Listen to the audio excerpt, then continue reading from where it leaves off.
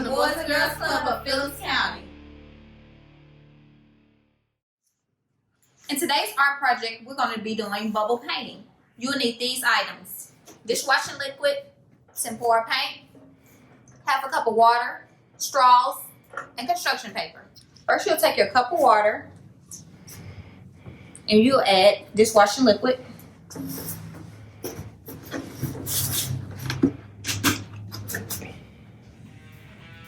Just a generous amount of it. Next, you will add your tempera paint. What color would you like, Gabby? I would like red. Red. You'll also add a generous amount of that paint.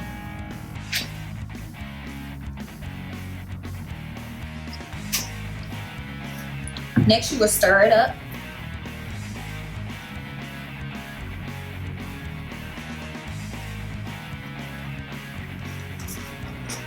After stirring, you will blow into the straw.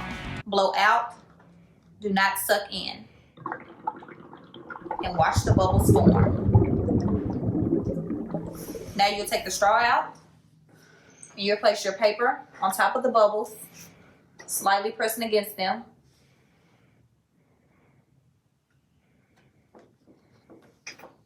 And you'll do this multiple times to get those colors on there.